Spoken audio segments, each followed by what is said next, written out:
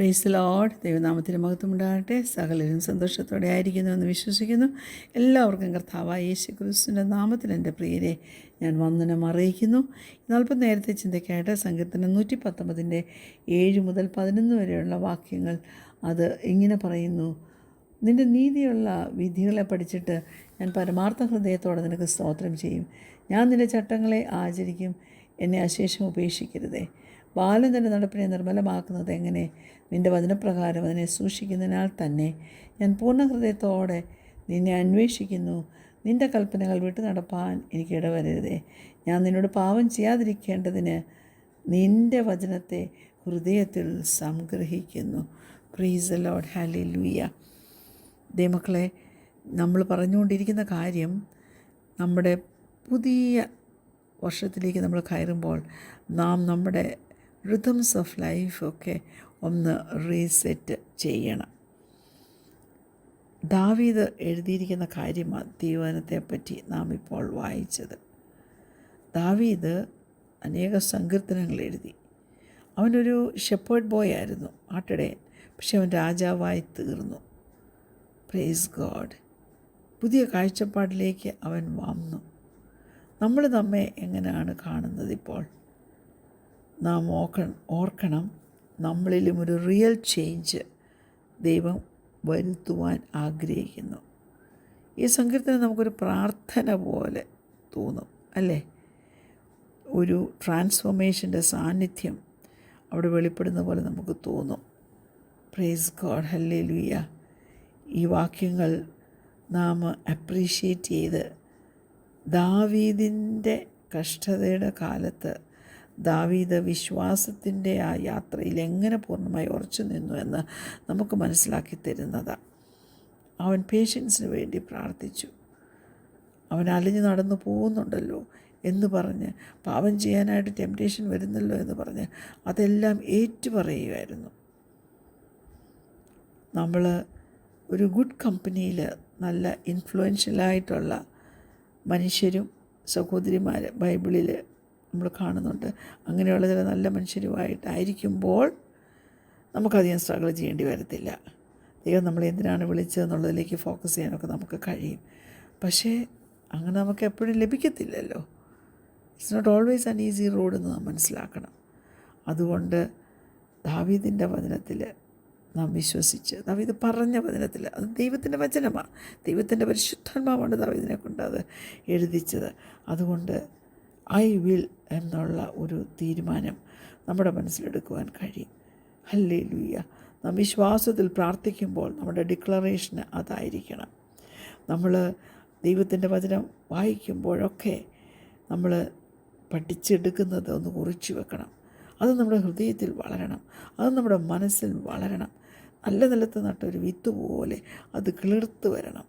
എന്നിട്ട് നമ്മുടെ ദൈവത്തിൻ്റെ ആ ഡിക്രീസൊക്കെ ഉണ്ടല്ലോ, അത് നാം അനുസരിക്കാൻ തുടങ്ങുമ്പോൾ അത് വളർന്നിട്ട് നമ്മുടെ മോട്ടിവേഷൻസിനെയും കാഴ്ചപ്പാടിനെയും ഹൃദയത്തെയൊക്കെ അത് ശുദ്ധീകരിക്കും.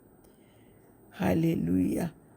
ദൈവത്തിൻ്റെ സത്യം നമ്മുടെ ഹൃദയത്തിൽ നാം സൂക്ഷിച്ചു വെക്കണം, സംഗ്രഹിച്ചു വെക്കണം.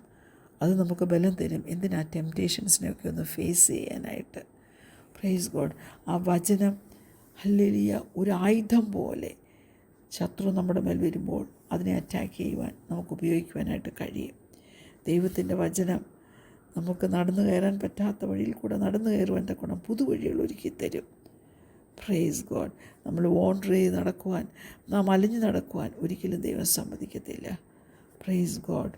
ഓരോ ദിവസവും വചനം വായിക്കുമ്പോൾ ഏത് ഭാഗമാണ് കുഞ്ഞെ നിൻ്റെ ഹൃദയത്തെ ടച്ച് ചെയ്യുന്നതെന്നുള്ളത് നീ മനസ്സിലാക്കണം.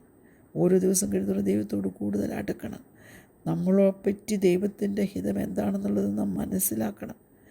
അവൻ്റെ ശബ്ദം കേട്ട് എങ്ങനെ അവനെ അനുഗമിക്കുമെന്ന് നാം പഠിച്ചെടുക്കണം. കർത്താവ് ഇപ്പോഴും നമ്മളെ വിട്ട് കളഞ്ഞില്ലല്ലോ, അതുതന്നെ വലിയ കാര്യം. നമ്മൾ കർത്താവിൻ്റെ ഹൃദയത്തെ എങ്ങനെ നമ്മുടെ ഹൃദയത്തിൽ സംഗ്രഹിച്ചു വെക്കുമെന്നുള്ളത് മനസ്സിലാക്കി അത് ചെയ്യണം. അലിഞ്ഞു തിരിഞ്ഞ് നടക്കല്ലേ. നമ്മൾ ചില സത്യമായിട്ടുള്ള വചനങ്ങൾ നമ്മുടെ ഹൃദയത്തിനകത്ത് വന്ന് ആഞ്ഞടിക്കുമ്പോൾ നമ്മളെ അത് ഒത്തിരി പക്വതയിലേക്ക് നടത്തും. നമ്മളെ അത് വലിയ ഒരു അണ്ടർസ്റ്റാൻഡിങ്ങിലേക്ക് നടത്തും. ദൈവത്തോട് പറ, God thank you for your word. അതുകൊണ്ട് നീ ഞങ്ങൾക്ക് വഴി കാട്ടിത്തരുന്നല്ലോ, വഴി കാണിച്ചു തരുമല്ലോ. ഈ ഒരു പ്രാർത്ഥന നമ്മുടെ ഹൃദയത്തിൽ എപ്പോഴും വേണം. അത് കർത്താവിന് സുഗ്രാഹ്യമാണ്. കർത്താവ് അത് കേൾക്കും, കർത്താവ് അത് ഉത്തരം തരും. എൻ്റെ പ്രിയപ്പെട്ട ശ്രദ്ധയിലേക്ക് വേറൊരു വാക്യം കൂടെ ഞാൻ കൊണ്ടുവരാൻ കാണാൻ താല്പര്യപ്പെടുന്നു. എബ്രായർ 4-ാം അധ്യായം അതിൻ്റെ 12-13 വാക്യങ്ങൾ. Hebrews chapter 4:12-13. ദൈവത്തിൻ്റെ വചനം ജീവനും ചൈതന്യവുമുള്ളതായി ഇരുവായത്തിലുള്ള ഏത് വാളിനേക്കാളും മൂർച്ചയേറിയതും പ്രാണനെയും ആത്മാവിനെയും സദ്യമജ്ജകളെയും വേർപിടിവയ്ക്കും വരെ തുളച്ചു ചെല്ലുന്നതും ഹൃദയത്തിലെ ചിന്തനങ്ങളെയും ഭാവങ്ങളെയും വിവേചിക്കുന്നതും ആകുന്നു. അവന് മറഞ്ഞിരിക്കുന്ന ഒരു സൃഷ്ടിയുമില്ല. അവന് മറഞ്ഞിരിക്കുന്ന ഒരു സൃഷ്ടിയുമില്ല. ആമേൻ.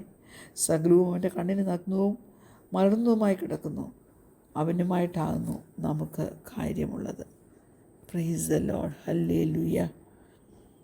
ദൈവത്തിൻ്റെ വചനം നമുക്ക് ചില കൺവിക്ഷൻസ് കൊണ്ടുവരും. നമ്മൾ ഹൈഡ് ആൻഡ് സീക്ക്, അല്ലെ കള്ളനും പോലീസും, അല്ലെങ്കിൽ സാറ്റ് കളിക്കുക എന്നൊക്കെ പറയും ഞങ്ങളുടെ കൊച്ചിലെ. അത് കളിക്കുന്ന ഒരു കുഞ്ഞിനെ വാച്ച് ചെയ്യാനായിട്ട് ഇടയായിട്ടുണ്ടോ?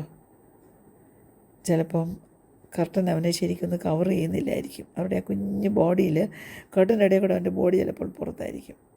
അവൻ്റെ കാൽപാദങ്ങളൊക്കെ ഇങ്ങനെ തള്ളി പുറത്തോട്ട് നിൽക്കുക. അവനെവിടെ പാത്തോ ആ കൗച്ചിലാണെങ്കിൽ ആ കൗച്ചിൻ്റെ അടിയിൽ നിന്ന്. Praise God. അവരുടെ ആരും എന്തുവാ, നമ്മളവരെ കാണുന്നില്ലെന്ന്, നമുക്കവരെ കാണാൻ പറ്റത്തില്ലെന്ന് അവർ വിചാരിക്കുന്നത്. എന്നാൽ ഞാനിത് കൊച്ചു പിള്ളേരുടെ കാര്യമാണ് പറഞ്ഞത്. നാം വളർന്നു വരുമ്പോൾ, ആസ് വി ഗ്രോ ഓൾഡർ, നമ്മൾ ഈ ഹൈഡ് ആൻഡ് സീക്ക് കളിക്കുന്നതിൽ വളരെ പ്രിറ്റി ബാഡ്. പക്ഷേ നമ്മുടെ ഹൈഡിങ് കുറച്ചുകൂടെയൊക്കെ എ ലിറ്റിൽ ബിറ്റ് മോർ സോഫ്റ്റിക്കേറ്റഡ്.